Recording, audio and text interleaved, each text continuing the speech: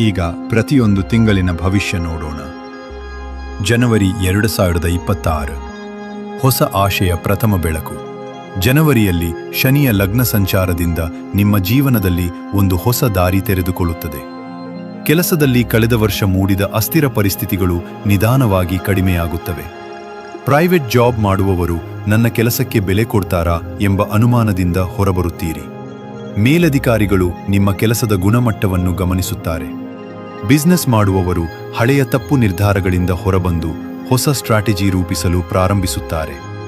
Real ಎಸ್ಟೇಟ್ದಲ್ಲಿ ಮನೆ ಜಮೀನು ನೋಡೋ ಆಸೆ ಬರುತ್ತದೆ, ಆದರೆ ಇನ್ನೂ ತಕ್ಷಣದ ಹೂಡಿಕೆ ಮಾಡಬೇಡಿ. ನಿಮ್ಮ ಮನಸ್ಸಿನಲ್ಲಿ ಹೊಸ ಉತ್ಸಾಹ, ಹೊಸ ಯೋಜನೆಗಳು ಹುಟ್ಟುತ್ತವೆ. ಫೆಬ್ರವರಿ 2026 ಕೆಲಸದಲ್ಲಿ ಗುರುತಿಸಿಕೊಳ್ಳುವ ಸಮಯ. ಈ ತಿಂಗಳು ನಿಮ್ಮ ಶ್ರಮವನ್ನು ಜನರು ಗಮನಿಸುತ್ತಾರೆ. ಪ್ರೈವೇಟ್ ಕೆಲಸದಲ್ಲಿರುವವರಿಗೆ ಹೆಚ್ಚುವರಿ ಜವಾಬ್ದಾರಿ ಮತ್ತು ಕೆಲವರಿಗರಿಗೆ ಹುದ್ದೆ ಬದಲಾವಣೆ. ಸಹೋದ್ಯೋಗಿಗಳಿಂದ ಬೆಂಬಲ ಹೆಚ್ಚಾಗುತ್ತದೆ. ಬಿಸಿನೆಸ್ನಲ್ಲಿ ಗ್ರಾಹಕರು ಹಳೆಯ ನಂಬಿಕೆ ಮರುಪಡೆಯುತ್ತಾರೆ. ಮಾರಾಟವು ನಿಧಾನವಾಗಿ ಹೆಚ್ಚಾಗುತ್ತದೆ. ರಿಯಲ್ ಎಸ್ಟೇಟ್ನಲ್ಲಿ ಮನೆ ಅಥವಾ ಜಮೀನು ದರಗಳ ಬಗ್ಗೆ ಉತ್ತಮ ಮಾಹಿತಿ ಸಿಗುತ್ತದೆ. ಭವಿಷ್ಯ ಹೂಡಿಕೆಗೆ ಸ್ಪಷ್ಟತೆ. ಮನಸ್ಸಿನಲ್ಲಿ ಶಾಂತಿ ಹಾಗೂ ಆತ್ಮವಿಶ್ವಾಸ ಹೆಚ್ಚಾಗುತ್ತದೆ.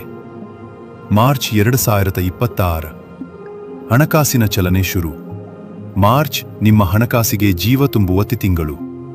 ಪ್ರೈವೇಟ್ ಜಾಬ್ನಲ್ಲಿ ಹೊಸ ಪ್ರಾಯಶ್ಚಿತ್ತ ತಿಂಗಳು. ಪ್ರೈವೇಟ್ ಜಾಬ್ನಲ್ಲಿ ಹೊಸ ಪ್ರಾಜೆಕ್ಟ್ಗಳ ಅವಕಾಶ. ಬಿಸಿನೆಸ್ನಲ್ಲಿ ಲಾಭ ನಿಧಾನವಾಗಿ ಹೆಚ್ಚಾಗುತ್ತದೆ. ಹಳೆಯ ಬಾಕಿ ಹಣ ಬರಬಹುದು. ರಿಯಲ್ ಎಸ್ಟೇಟ್ನಲ್ಲಿ ಸಣ್ಣ ಮಟ್ಟದಟ್ಟದ ಹೂಡಿಕೆ ಮಾಡಿದರೂ ಲಾಭಕಾರಿ. ನಿಮ್ಮ ವೃತ್ತಿ ಜೀವನದಲ್ಲಿ ಇನ್ನೊಂದು ಹೆಜ್ಜೆ ಮುಂದೆ ಅನ್ನಿಸುವ ಮಟ್ಟದ ಬದಲಾವಣೆ. ಏಪ್ರಿಲ್ 2026 ಮನೆ ಕುಟುಂಬದ ಬೆಂಬಲ ಹೆಚ್ಚಾಗುವ ಕಾಲ. ಏಪ್ರಿಲ್ನಲ್ಲಿ ಕುಟುಂಬದ ಬೆಂಬಲ ನಿಮ್ಮ ಕೆಲಸಕ್ಕೆ ಧೈರ್ಯ ನೀಡುತ್ತದೆ. ಪ್ರೈವೇಟ್ ಕೆಲಸದಲ್ಲಿ ಒತ್ತಡ ಕಡಿಮೆ.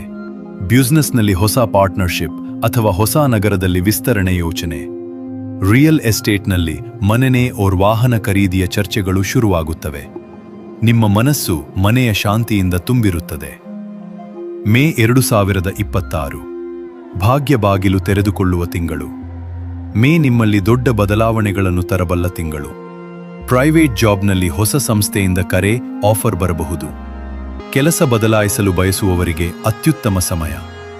ಬಿಸಿನೆಸ್ನಲ್ಲಿ ಮಾರಾಟ ಹೆಚ್ಚಾಗಿ ಲಾಭವು ದಟ್ಟಗಾಗುತ್ತದೆ.